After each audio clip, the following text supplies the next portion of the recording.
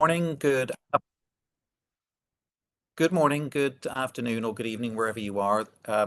You're very welcome to this webinar, which is hosted by Global Sanctions. Global Sanctions is a website that I co-founded with Maya back some years ago, and it's the leading repository of all sanctions cases, regulations, guidance, and we produce between 5 and 10 news items every single day because the area is so dynamic. And it is translated as well into Mandarin, Russian, and Arabic. If anybody is interested in having a look at the site, we offer free trials. So it's useful to have a look around and see if you want to take things any further. So having done the sales pitch, let me hand over to my co-founder, Maya Lester, KC, and she's going to introduce our very eminent guest today. Over to you, Maya. Thank you very much indeed. We are delighted to have with us Judge Kimberley Prost. Welcome, Kimberley. I think it's right to say that you are our first sanctioned speaker to come and speak at a webinar. So the reason we have Judge Prost with us today is that other than her general sanctions expertise and background, which we'll come on to, for reasons that will become clear, she has now herself become subject to targeted sanctions by the United States. But before we get into all that, could I ask you first just to say a bit about your background, please? Well, thank you very much, and thank you, Michael and Maya, for having me here today. I'm really happy to be here to discuss the situation factually. My career, I've been basically had a career in the justice field for I don't even want to deal with the number of years, but I started off working for the Canadian Department of Justice for almost 20 years in various roles as a prosecutor, doing appellate work, and also in international cooperation in criminal matters. And then I did sort of a mid-career switch into the international sphere when I joined the Commonwealth Secretariat and spent five years in London working there as head of the criminal law section, basically doing capacity building, helping states to build their justice systems. And then I jumped to a similar role with the United Nations Office on Drugs and Crime in Vienna, where I then did those kinds of workshops, et cetera, for a wider audience. And then I had the honor to be asked to be put forward to run as Canada's judge as an ad hoc judge for the International Criminal Tribunal for the former Yugoslavia, which I was elected to and served on a 4-year trial. And then from there, I went on to carry out this interesting role in New York as the ombudsperson for the Al-Qaeda Sanctions Committee, which we'll talk about today. And last, but certainly not least, I was served for 2 years as the chef de cabinet of the former president of the International Criminal Court, and was elected in 2018 then as a judge of this court, which is all a bit poetic for me because I was on the negotiations that led to the creation of the court many years ago. So that in a nutshell. So, and when you were at the Canadian Department of Justice as a prosecutor and then in those various different roles, so were you dealing with terrorist cases, serious crime? What sorts of cases were you dealing with? Yeah, I mean, as a prosecutor, I dealt mostly with federal crimes, which in Canada would be a lot of the drug trafficking, conspiracies, price fixing, that kind of thing, and terrorism. But it was in my role as the head of Canada's International Assistance Group, which deals with all incoming and outgoing extradition and international evidence gathering, mutual assistance requests, that I was exposed to a whole range of different types of criminal cases, and of course was interacting with states, and I did that role for 10 years. And it was in that context as well that I was also involved in multilateral negotiations about 40 treaties, as well as the Rome Statute and the corruption and organized crime conventions for the UN. So that gave me a whole different broad perspective on international criminal justice. And then as a judge, so initially you were a judge on the International Criminal Tribunal for the former Yugoslavia. What sorts of cases did you sit on when you were there? Yeah, I sat on a 4-year trial, but it was the largest trial that the ICTY did. It was 7 accused related to the events at Srebrenica, and there were charges of crimes against humanity, war crimes, and genocide. And all 7 accused were convicted with varying ranges of responsibility and sentences, but 2 of them were convicted for the genocide at Srebrenica. And that was quite a 4-year road that I traveled with my 3 colleagues. We had a reserve judge as well sitting with us at the ICTY. And then I just wanted to pause and just say to people listening, if you did want to ask Judge Prost questions, there is a question and answer webinar chat function. We can't promise to ask all of them, but do go ahead if there are things you'd particularly like to ask about. From, I think, 2010 to 2015, you were the first ombudsperson to the UN Sanctions Committee, Al-Qaeda Sanctions Committee, the UN Security Council Al-Qaeda Sanctions Committee. So just reminding some listeners of the background to that, which I remember very vividly. Well, I suppose the first part of it was post 9/11. A very large number of people at the request of the US were added to the United Nations Al-Qaeda sanctions list, freezing all of their assets effectively worldwide. And one of the people to whom that was done was a man called Yasin Qadi, who was added in October 2001. And for various legal reasons, his case ended up, he brought a challenge in the European Court in Luxembourg to the EU implementation of that asset freeze, not least because there was no UN court that he could bring a challenge to. He actually tried, I think, originally to bring a challenge in the UK, but because it was the EU implementing his UN sanctioning, he had to go to Luxembourg to the European Court to say, why am I on this list? And importantly, at that time, this was just a list of names. There were not reasons given for listings or really any form of procedure for challenge. There was just a list of names. And in the course of that case, the European member states and institutions were very keen to say, don't tread on the competence of the UN Security Council. And the more kind of EU layers of due process and judicial review you build in, effectively, the more you're treading on the toes of that international organization, the UN. And the court, the European Court of Justice, and in a very important opinion by the Advocate General at the time, Maduro, rejected that argument, mainly because the process at the UN at that time was a sort of diplomatic intergovernmental process.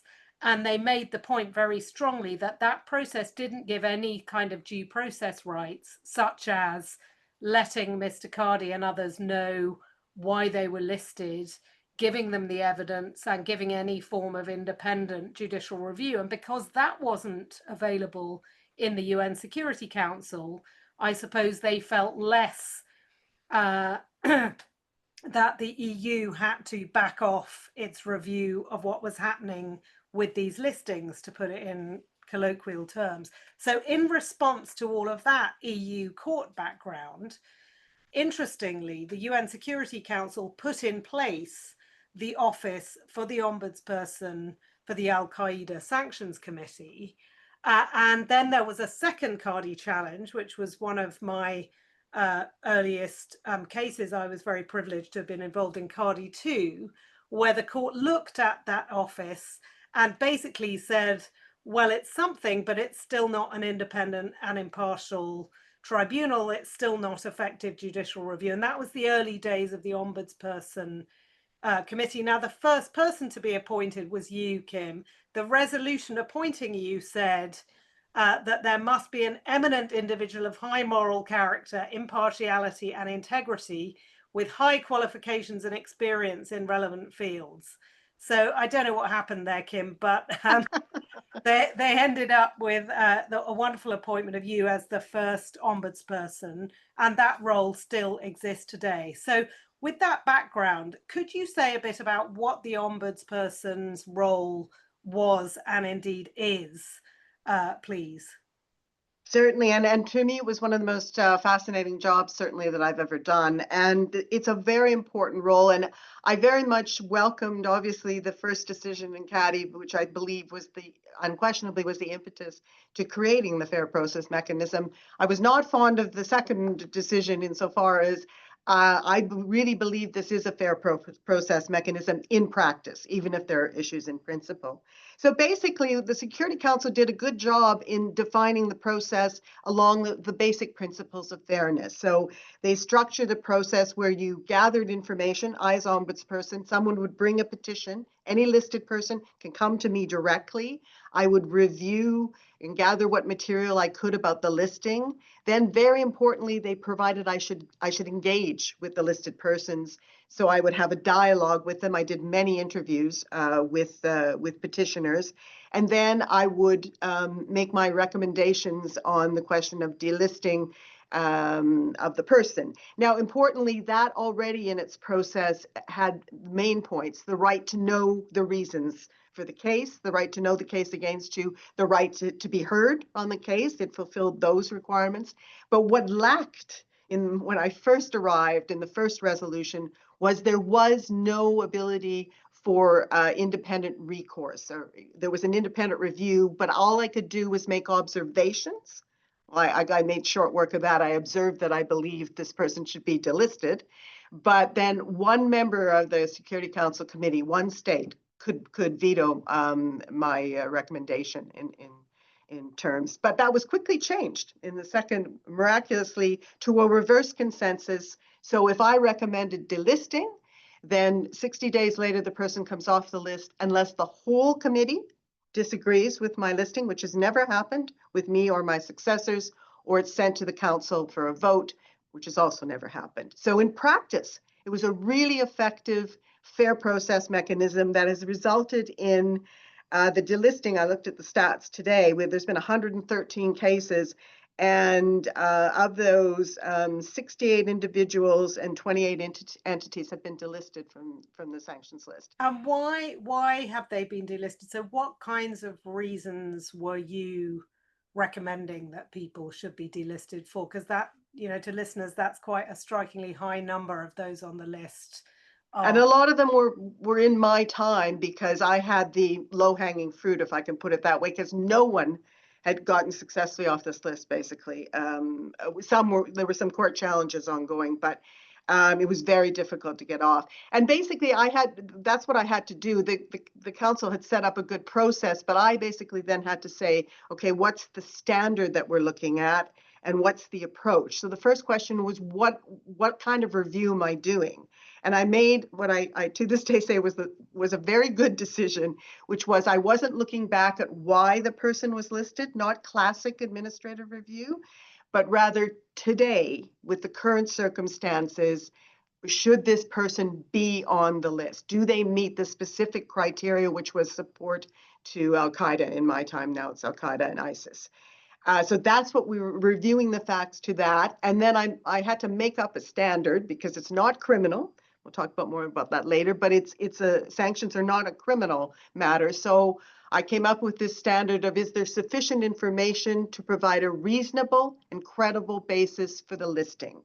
So basically, for this criteria, support to Al-Qaeda, does the factual information show a basis for that? And I'm happy to say that standard has remained.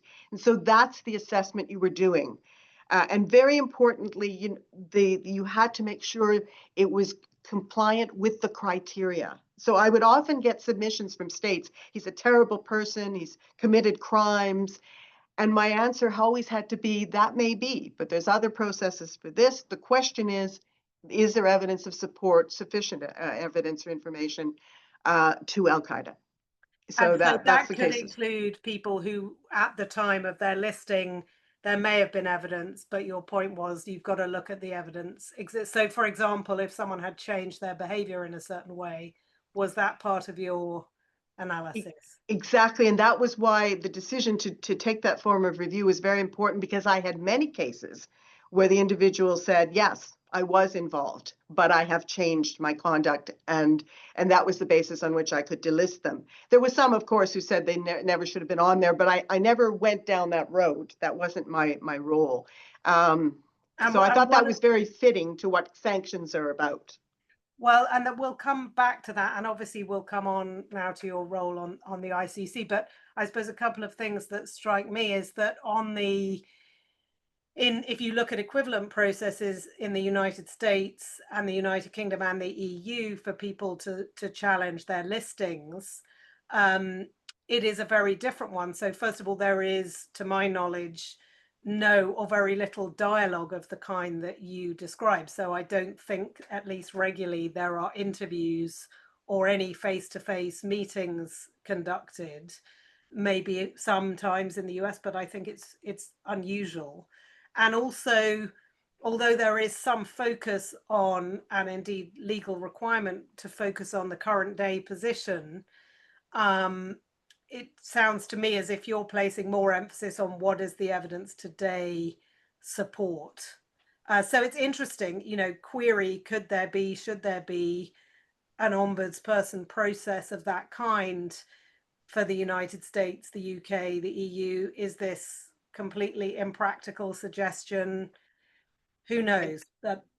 Yeah, no, and I would be all in favor of it, because I believe it's fair, it's quick, and the expense that people have to outlay in national systems to challenge these kinds of listings, that there are no expenses. You can come just on your own or with counsel if you choose. So presumably, and did you feel, as someone with your criminal background, that you were able to make an assessment of someone's credibility to some extent, the credibility of their evidence, from the fact that you were doing that face-to-face assessment? Absolutely. And that's what you do. That's what I do all the time as a judge. And that's what I had to do in those cases as well. And that face-to-face was enormously important. So moving on. Can I just ask? Oh, sorry. Can I just ask, before we go to the ICC, Kim, when decisions were made to delist individuals under the Al-Qaeda Committee, was there any compensation available for those who'd been listed and where you felt the evidence didn't support it? No, there was no compensation system. And I always had to say that, listen, and again, it was tied to my standard, which was, I'm not looking back to see if you should have been on the list or not. It was also why that decision, in my view, was pragmatic. So it simply focused on, you're on the list, but we can, and it was a huge thing for the individuals to be removed from that list. So yeah, that was the reality, but I still think that was a good choice. Okay. Just to ask a bit about your role on the International Criminal Court, could you just tell listeners how long you've been on the court, how many judges there are, what your role is, and how it works, please? Sure. I mean, just to give a context, the International Criminal Court was created by a treaty, so it's not a UN body. And every state has to agree to join it. We have 125 states parties. And because of that, we have its jurisdiction over atrocity crimes against humanity, genocide, war crimes. There's aggression as well, but I'll keep that to the side. It's not relevant for today.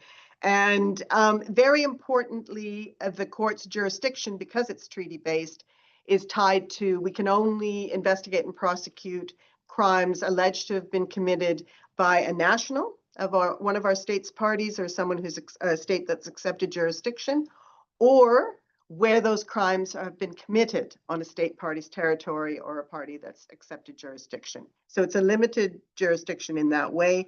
And very importantly, we're not a super court. We're not trying to try every single case in all the situations. The prosecutor has around 10 situations, 12 situations, and he's investigating.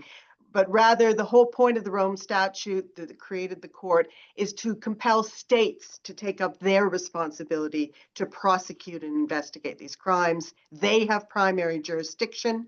We only intervene if no state is able and willing to genuinely do the case. So we're not subsuming any state sovereignty.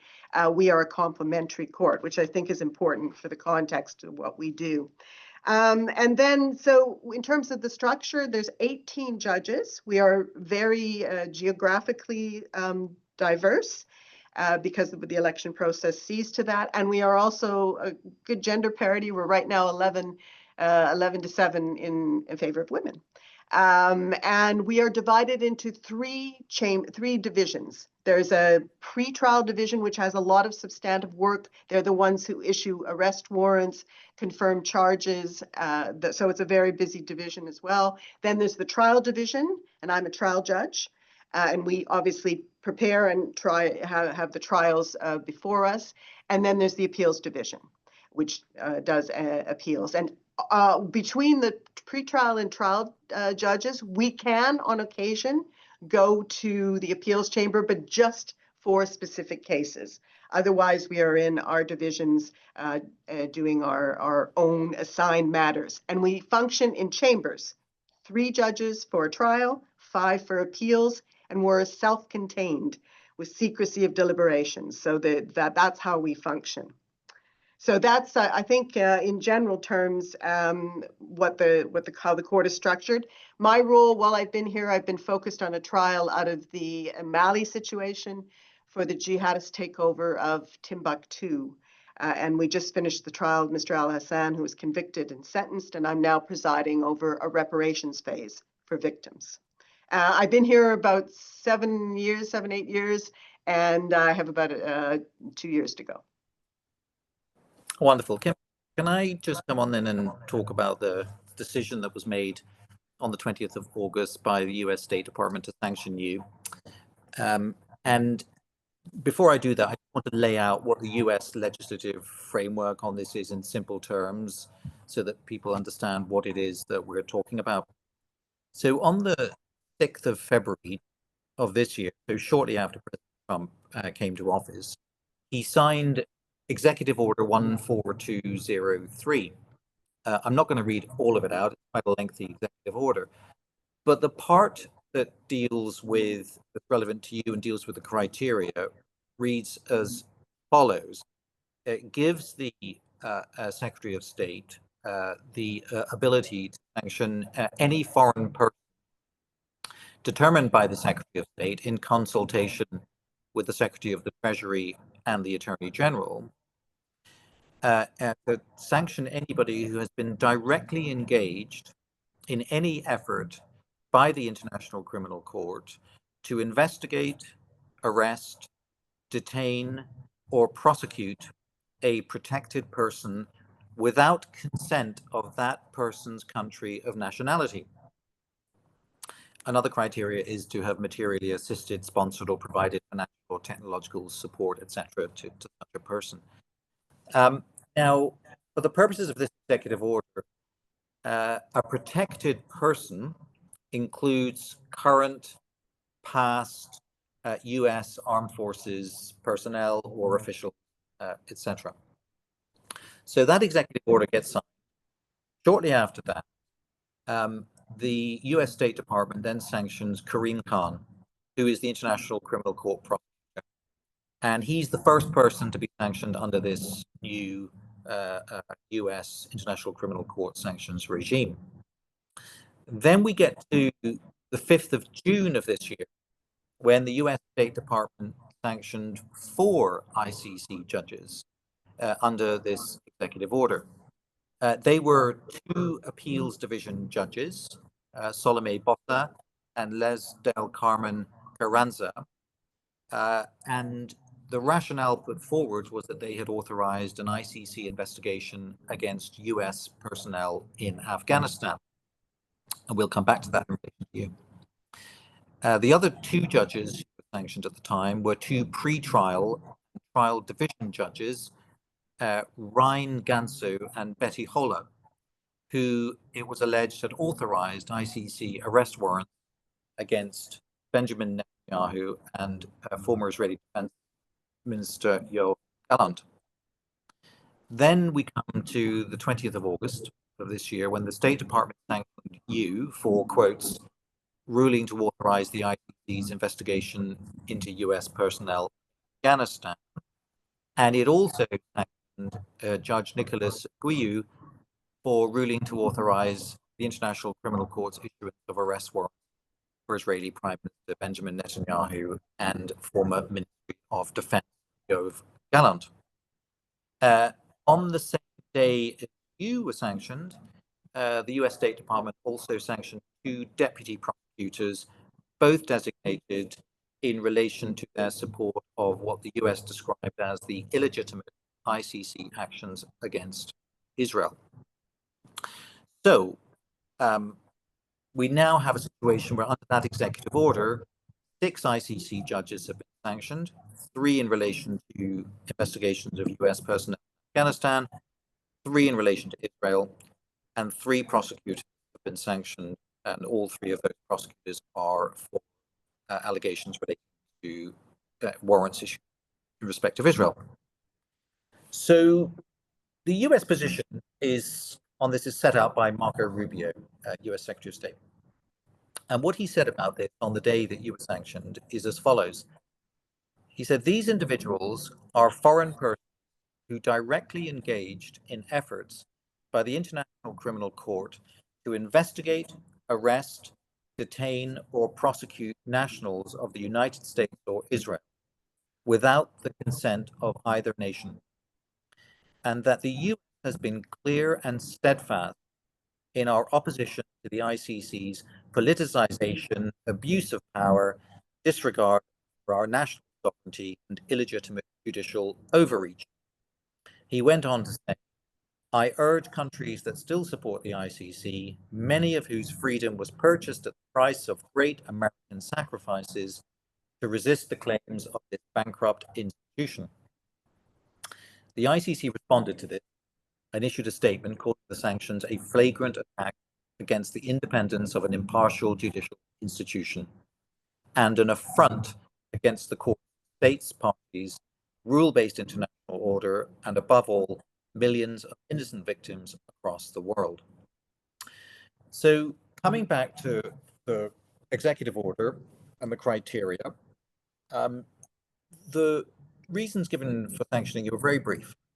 And they say that it's for ruling to authorize the ICC's investigation into US personnel in Afghanistan. So having set that scene, can you just give us your comments on the criteria and the extent to which it is suggested that you meet it? Thanks, Michael. And I believe you set it out extremely well. And obviously, there's a fundamental issue here about the propriety, credibility, reasonableness of using sanction power in relation to international judges and prosecutors. But that's a discourse for others. I'm a sitting judge. What I do want to make very clear in what you've described is, so that everyone understands the discussion, is why I've been sanctioned. It's in addition to this more fundamental question about why have any of us been sanctioned. And it does relate, it relates, as is said in short, to an order that I issued when I was sitting temporarily in the appeals chamber.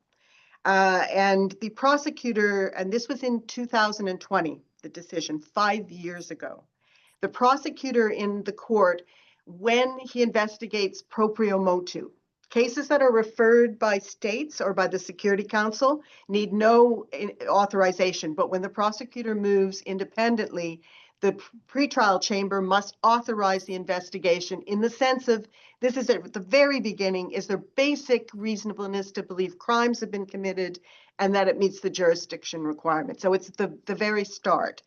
And this is what the prosecutor applied for before pretrial chamber. It ended up in the appeals chamber, and we were asked to rule on this case. And what is important is the prosecutor applied for a broad-ranging investigation of multiple allegations of crimes against humanity and war crimes that had taken place in Afghanistan or in other states' parties related to the Afghan conflict, committed by a whole array of alleged offenders, including the Taliban, ISIS, the Afghan forces, and yes, some United States personnel in the course of this context. But that is what we had before us. And on the basis of what was argued before us and the law and the facts, we unanimously authorized the prosecutor to investigate that situation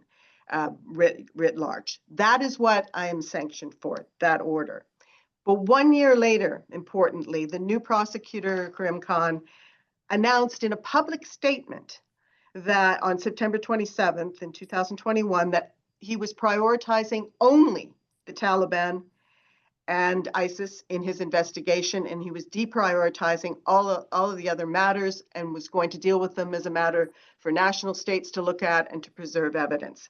That direction remains in place today.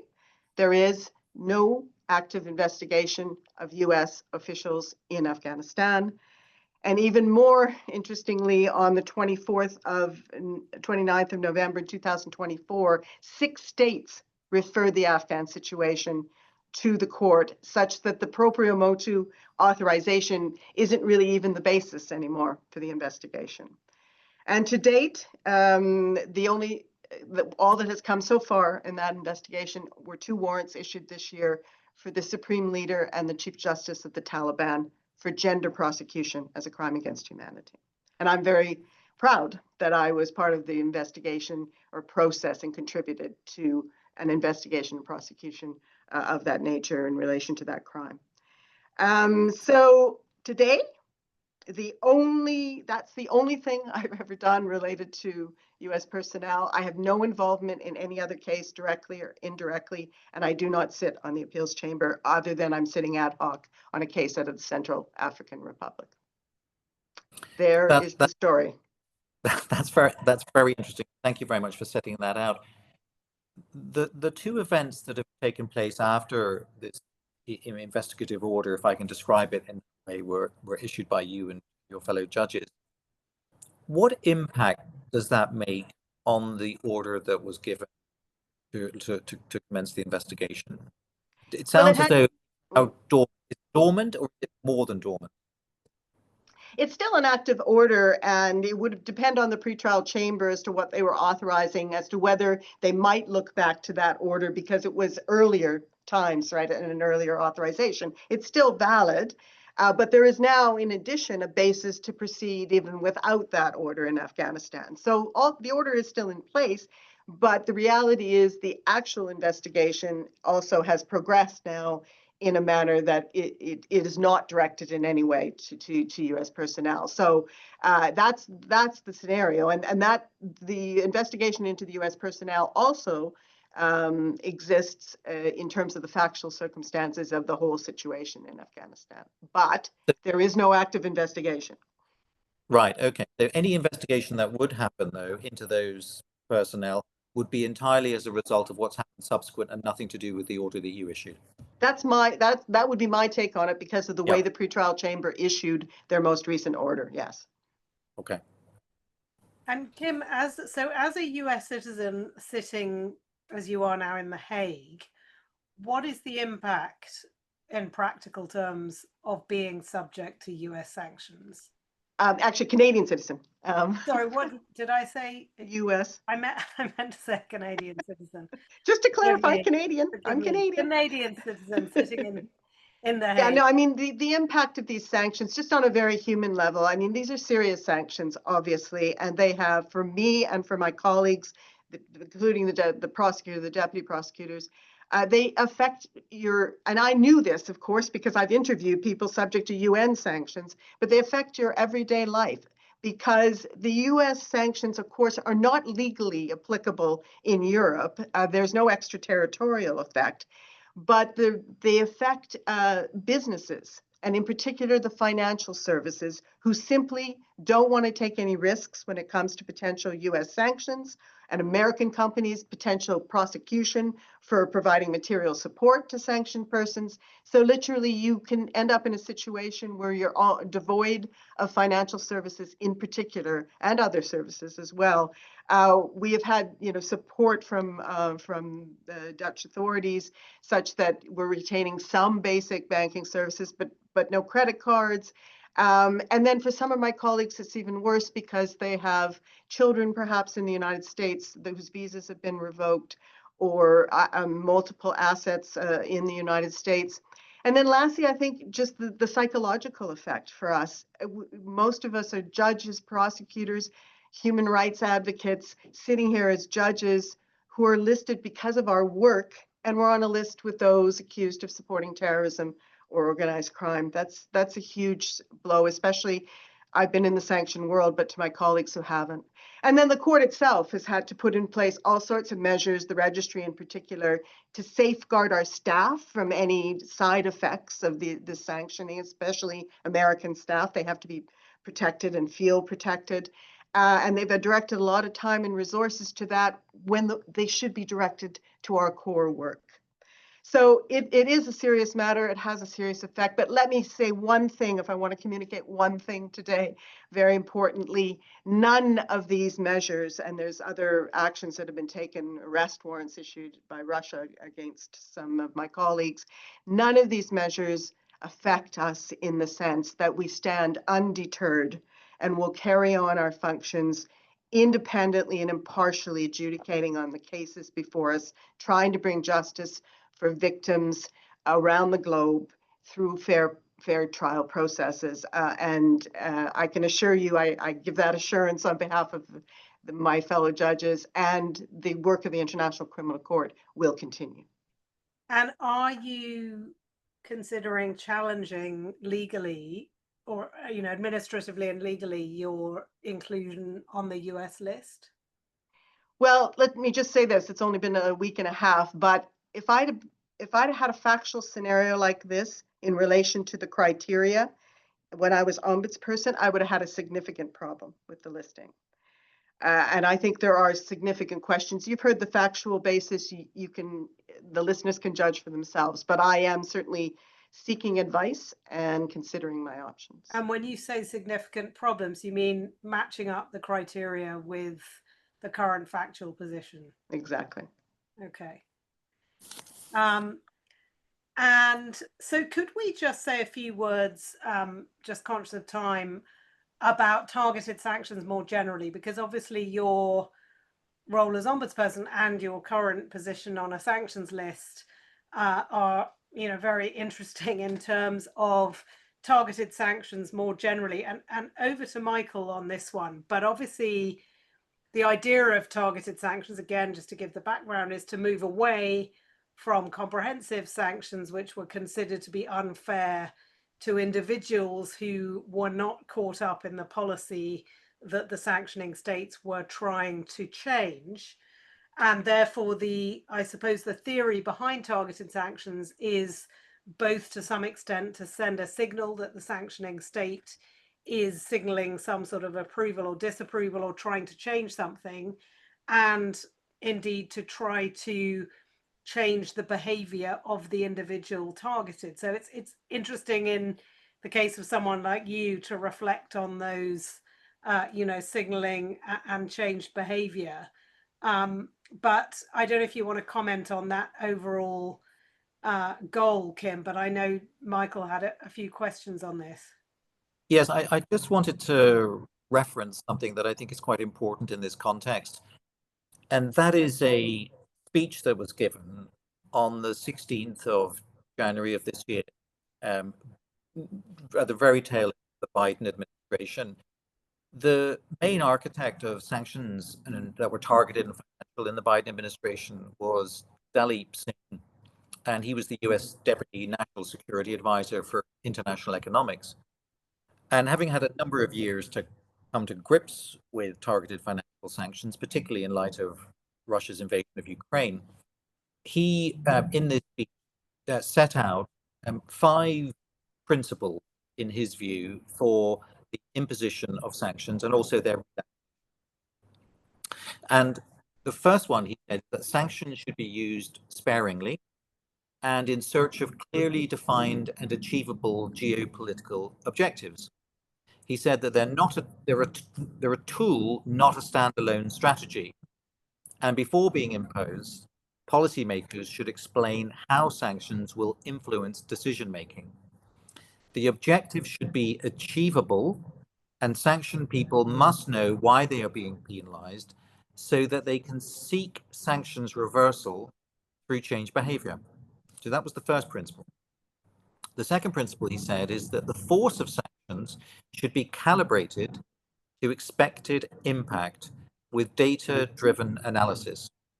So the analytical infrastructure that drives sanctions policy should be upgraded, according to him. The third principle, he said, is that policymakers should consider upfront the efficacy of sanctions on the decision-making calculus of the target. Fourth principle, he said, is that sanctions should be coordinated domestically and internationally. And finally, he said that sanctions must be flexible with pathways for ratcheting the sanctions up or down and adjusting them for the circumstances. So as Maya has said, drawing on your own personal experience, particularly as the first UN ombudsperson and looking at targeted sanctions in particular, when there was a wave of after 9/11 that you were dealing with, thinking about what Delisting has said, would you add any comments about how targeted sanctions are used and their effectiveness? Yeah, absolutely. And I agree entirely. I think that's a very apt description of how a functioning, effective sanction policy and the use of sanctions as a tool in a broader context should be used both at the international level and the national level. And the important point I would make here is we have to distinguish, and it's written by everybody who writes on sanctions, but it's not necessarily emphasized enough. Sanctions are not a penalty in this context. They are not punishing you for past conduct. That we do through criminal systems or administrative law systems where there's evidence and trials and all sorts of rights. Sanctions are applying a temporary measure to get an individual primarily to change their conduct. It also has the deterrence element or stigmatization, but the idea is you're doing something, we want you to stop it. And it's in that context that these criteria should be set and are set with a view to stopping conduct through the use of these measures.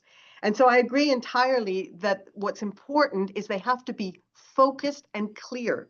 You have to absolutely know from the regime what the government or the UN is aiming at, and the sanction, the authorizing order or legislation, whatever it is, has to be clear and focused. And in addition, though, when it's applied, and this is where I think the roles of the ombudsperson or the judges, it has to be applied. They're going to always give deference to the government on how they or what goals they go for, but how it's applied must be strict because it is an extraordinary power that's being utilized against individuals. And that was certainly clear to me when I was ombudsperson. It has to fit right within that criteria. And most importantly, also as well, sanctions are only going to be effective if they're enforceable. And you have to, especially for national governments doing sanctions that they want to have an international community joining them, enforcing them to make them more effective, you have to, that element of consultative, of making this part of an international conversation when it's, especially if it's implicating those functioning internationally, is critically important. Because if they start to lose their credibility in purpose or in the way they're applied, then enforcement starts to fall. And the effectiveness of sanctions overall, I've never understood why there isn't a clear vision that if we don't make the process clear, focused, and there isn't a fair process surrounding it, we're going to enter into an arbitrary context where sanctions are simply going to become less and less effective. So that's always been my view of it. And so I agree entirely with what's been said in terms of the standards. And that's my perspective and what drove me when I was serving as ombudsperson. So, and that brings us back quite neatly to the sorts of principles that were being discussed in the Cardi litigation, which resulted in the UN ombudsperson role, namely the importance of a fair administrative process, and also of some form of independent judicial review. I think it's fair to say that in Canada, in the US, and in the UK, including recently in the UK Supreme Court, the approach of the judiciary to delisting cases has been to say that it is appropriate that they are highly deferential to governmental assessments of sanctions listings because we're dealing with foreign policy and executive decision making. And I wondered whether you had any comment on that. It struck me from when you were describing the role of ombudsperson that the ombudsperson is in a slightly different role because they're not quashing a listing, you were making recommendations. But nonetheless, I wondered, first of all, what you thought of that rather deferential approach, but also whether you ever considered deference in your own role or thought that that was less appropriate given what it was that you were doing. Well, taking the latter point first, actually, deference, it wasn't perhaps deference that I was thinking of it in terms, but I certainly was conscious of the fact that I was dealing with a list related to terrorism, very serious terrorism, the Al-Qaeda threat, and I was dealing with governments who had put forward listings. I was satisfied bona fides in their perspective, and they know a lot more than I know about these situations. So I was certainly very conscious. It's why I made arrangements to be able to see myself, at least confidential information where necessary. I was very conscious that I had to, yes, in a sense, be very careful about what I was doing in that broader context. And I think it's the same thinking that judges have. But there's two things where I think deference starts to fall, and I think we see it now even in national and regional courts, and there's no greater example than Caddy. There's huge deference to the Security Council, probably no greater, but when it comes to fundamental fair process, judges, ombudsperson, whatever your role, if that's present, you're going to put deference perhaps a little bit to the side and find a legal avenue. I think you're driven to find legal avenues to address that. And secondly, what I mentioned earlier, judges may be deferential, but they can and should be very careful in their review that what the sanction says in its criteria is what the facts support. So I think deference is a normal and understandable approach in this context, but with those very important caveats. And I still have a lot of faith in judges around the globe to put those markers in place in terms of the sanction process. And it's better for the sanctions if we do.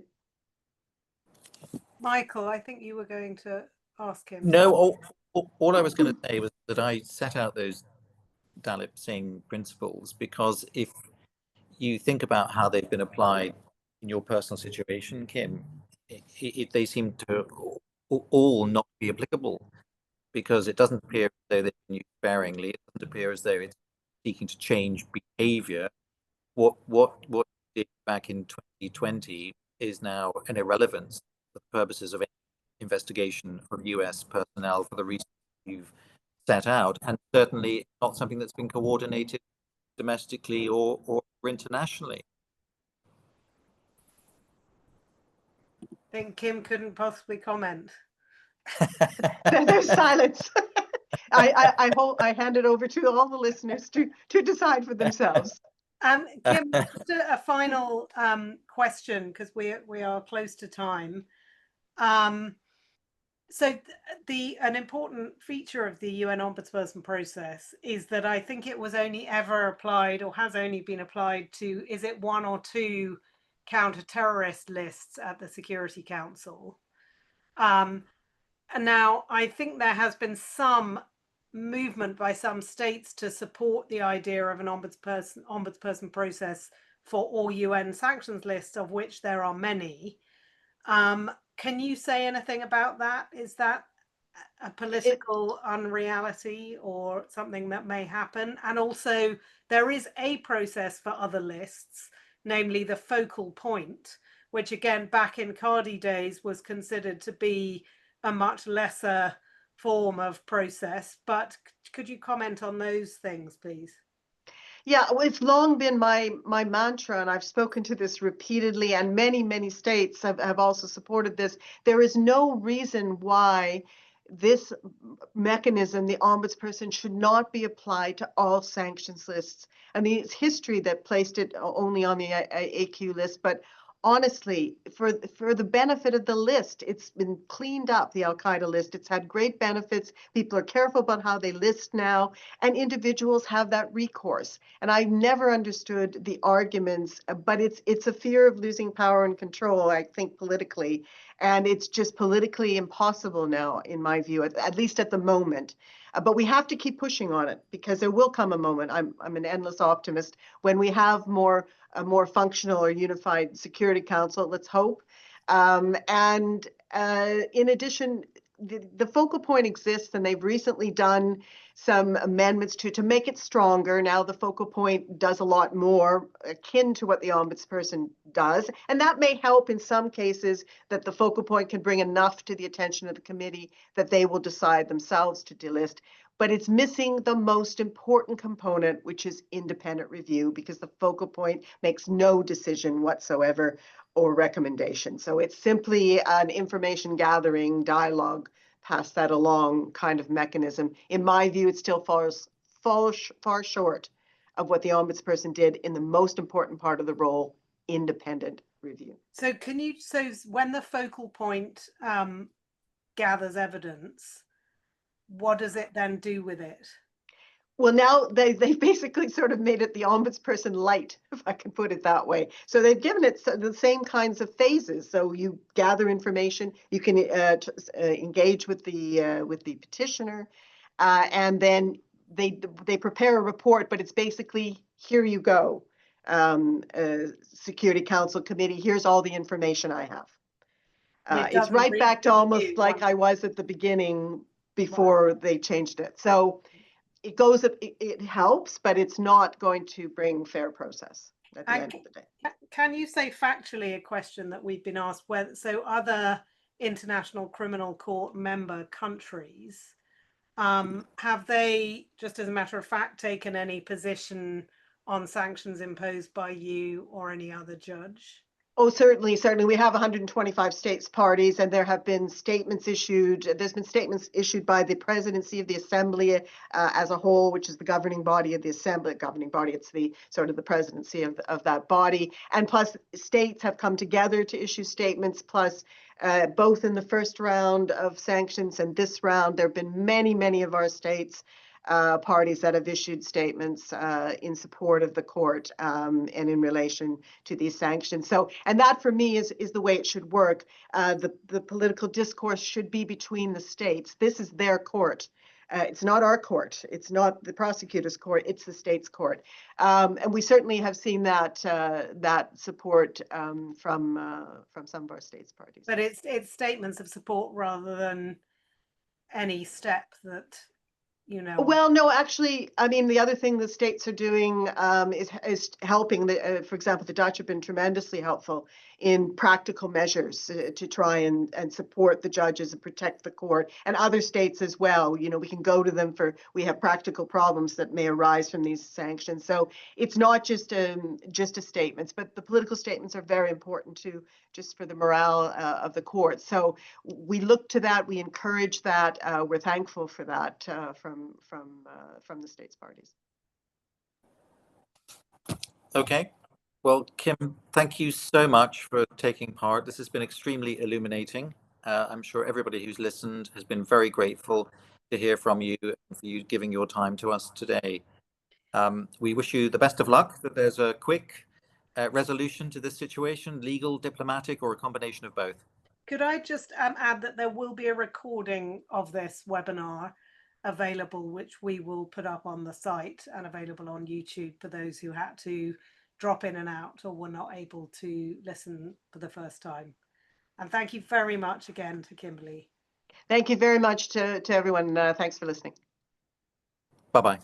Bye.